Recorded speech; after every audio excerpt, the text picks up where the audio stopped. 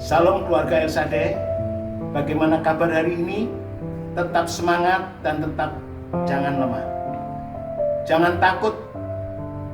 Kebangkitan Kristus juga peduli saat kita sedang lemah dan gagal.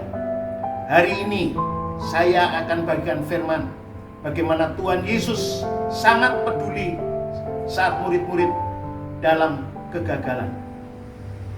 Injil Yohanes 21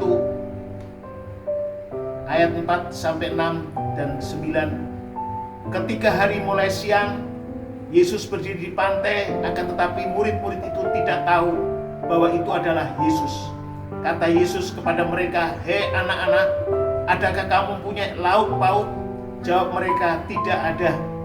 Maka kata Yesus kepada mereka, "Tebarkanlah jalamu di sebelah kanan perahu, maka kamu akan peroleh." Lalu mereka menebarkannya, dan mereka tidak dapat menariknya lagi karena banyaknya ikan. Ketika mereka tiba di darat, mereka melihat api arang dan di atasnya ikan dan roti. Dari ayat ini kita belajar 3 hal. Yang pertama, Tuhan Yesus hadir dalam semua situasi kita. Tuhan Yesus tidak saja menampakkan diri saat murid-murid dalam persekutuan, tapi ia juga menampakkan dirinya sesaat mereka sedang sibuk bekerja mencari ikan. Tuhan Yesus tahu kondisi mereka dalam keadaan susah dan sulit. Mereka semalaman suntuk, mereka tidak memperoleh hasil, nihil dan tidak dapat ikan. Tuhan Yesus juga tahu kondisi kita hari ini. Dan kalau ada di antara keluarga El Shaddai mengalami hal yang sama seperti murid Tuhan Yesus, ingatlah janji Tuhan Yesus. Dalam Roma 8 ayat 28, kita tahu sekarang bahwa Allah turut bekerja dalam segala sesuatu untuk mendatangkan kebaikan bagi mereka yang mengasihi Dia. Jadi saat engkau mencari rezeki, jangan putus asa. Kalau engkau belum mendapatkan hasil, percayalah Tuhan hadir. Tuhan sanggup memberkati usahamu dan Tuhan sanggup menjadikan engkau berhasil. Bagian yang kedua, Tuhan Yesus memberi arahan kepada kita. Saat Tuhan Yesus tahu murid-muridnya tidak mendapatkan hasil, Tuhan Yesus berkata, "Tebarkanlah jalamu di sebelah kanan perahumu, maka kamu akan beroleh."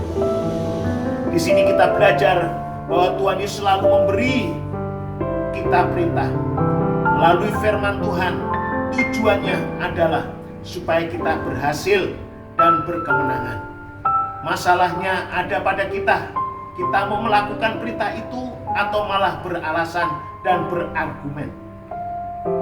Murid Tuhan Yesus bisa saja beralasan sudah melakukan yang terbaik sepanjang malam. Mereka seorang yang ahli dalam menangkap ikan. Tapi saat mereka mendengar perintah Tuhan Yesus, mereka tidak beralasan. Mereka langsung pergi melakukan perintah itu. Kita lihat saja buktinya.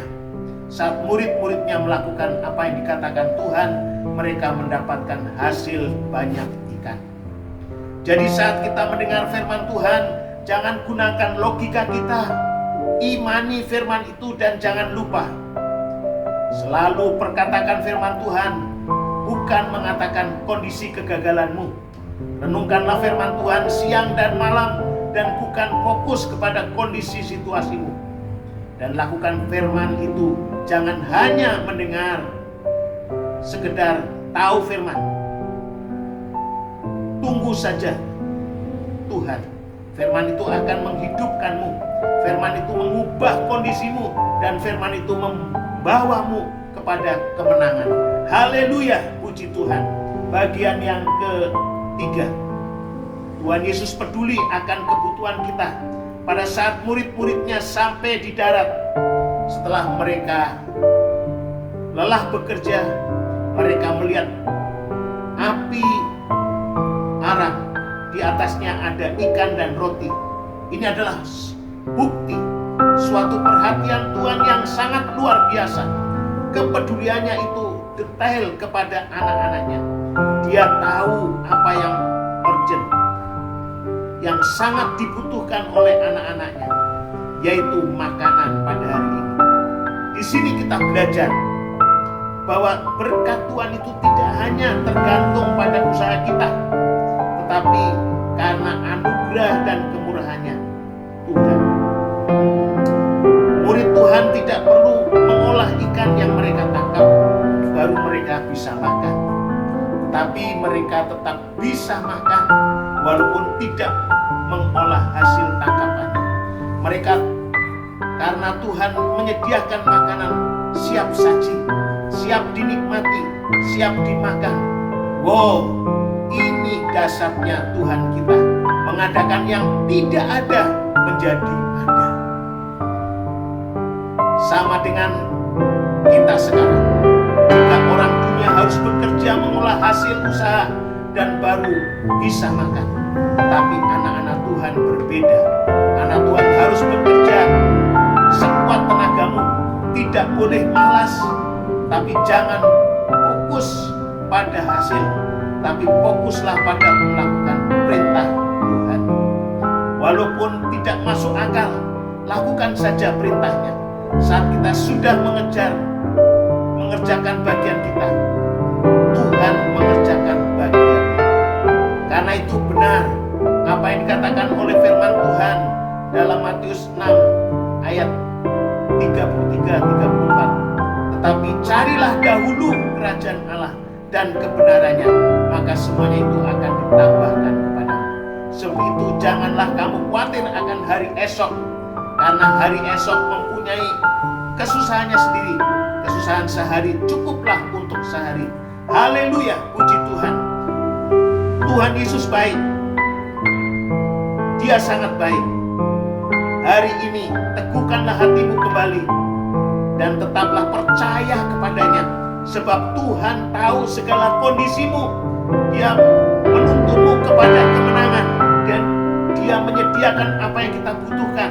Tidak perlu khawatir, sampai karena semua permohonanmu kepadanya di dalam doa dengan terus mengucap syukur dalam segala hal. Nantikanlah pribadinya dan Dia akan menyayangimu dan pasti menolong hidupmu. Puji Tuhan. Amin. Tuhan